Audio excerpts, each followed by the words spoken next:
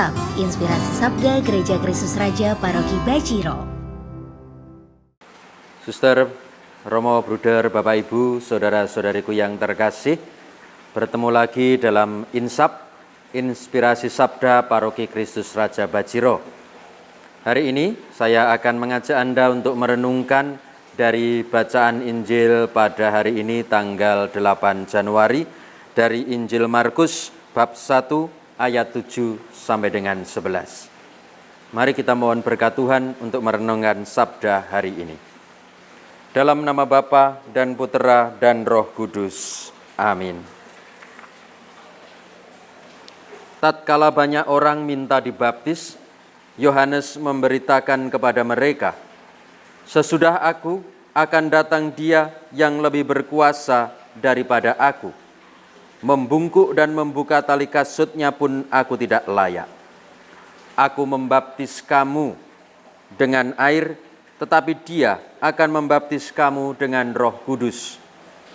Pada waktu itu datanglah Yesus dari Nazaret di tanah Galilea, dan Ia dibaptis di sungai Yordan oleh Yohanes. Pada saat Yesus keluar dari air, seketika itu juga Dia melihat langit terkoyak dan roh seperti burung merpati turun ke atasnya. Lalu terdengarlah suara dari surga, "Engkaulah Putraku yang terkasih, kepadamulah aku berkenan." Demikianlah sabda Tuhan, terpujilah Kristus. Bapak, Ibu, dan saudara-saudari yang terkasih, hari ini gereja memperingati pesta pembaptisan Tuhan. Mengapa kita diajak untuk merenungkan dan bahkan diajak untuk merayakan pesta pembaptisan Tuhan? Tidak lain, ini sebenarnya ada kaitannya dengan peristiwa yang baru saja kita rayakan, yaitu peristiwa Natal, yaitu Allah yang lahir dalam diri manusia, Allah yang menjadi manusia, Allah yang hendak mengalami kemanusiaan kita karena kerendahan hatinya. Maka peristiwa baptis pun itu juga dalam rangka karena Allah mau mengalami yang dialami oleh manusia. Peristiwa-peristiwa hidup manusia, lahir dan kemudian nanti bahkan juga mati, mungkin juga bahagia, sengsara, sedih, dan termasuk dalam konteks iman, Allah juga mau mengalami pembaptisan. Bukan karena Allah itu perlu dibaptis, tentu bukan itu, tetapi karena kemanusiaan Allah yang ingin berbela rasa dengan kita. Dan kita tahu bahwa baptis itu adalah pintu gerbang menuju kepada keselamatan. Maka di sini sebenarnya Allah mau memberikan contoh dan teladan kepada manusia, bahwa kalau orang Jawa bilang engatase Allah, bahwa Allah saja mau dibaptis, apalagi kita manusia. Dan baptis yang dialami oleh Allah tentu tidak sama dengan baptisan kita sebagai manusia. Allah itu manusia yang tanpa dosa.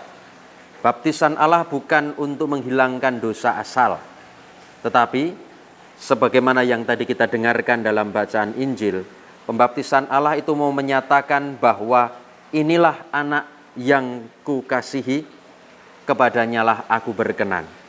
Maka peristiwa baptis yang dialami Allah lebih kepada pernyataan diri Allah yang mau menjadi manusia, menjadi juru selamat bagi kita umatnya. Maka Bapak, Ibu, dan saudara-saudari yang terkasih, hari ini kita diajak untuk mengingat kembali pembaptisan kita. Kita diajak lagi untuk merenungkan pembaptisan kita, bahwa dengan kita dibaptis, kita menjadi anak-anak Allah. Kita memasuki pintu gerbang keselamatan Allah. Tentu saja baptis ini baru masuk. Untuk selamat kita masih butuh usaha, kita masih butuh perjuangan, kita masih perlu sakramen-sakramen yang lain, kita masih perlu mengusahakan supaya pada akhirnya nanti kita selamat. Maka mari kita bersama-sama mohon rahmat dan kekuatan Allah. Kita semua anak-anak Allah yang telah menerima baptisan ini, jangan hanya terlena bahwa kita sudah dibaptis terus selesai, bahwa kita otomatis masuk surga. Tentu tidak. Baptisan menjadi pintu gerbang. Kita diangkat dalam keluarga Allah menjadi anak Allah. Dan tentu lalu kemudian baptisan ini harus dihidupi, harus diperjuangkan sampai pada akhirnya saatnya kelak nanti kita benar-benar dipersatukan bersama dengan keluarga Allah ketika pada saatnya Allah memanggil kita. Selamat memperjuangkan iman, selamat menghidupi baptisan kita semua. Tuhan selalu memberkati perjuangan-perjuangan kita. Berkah dalam.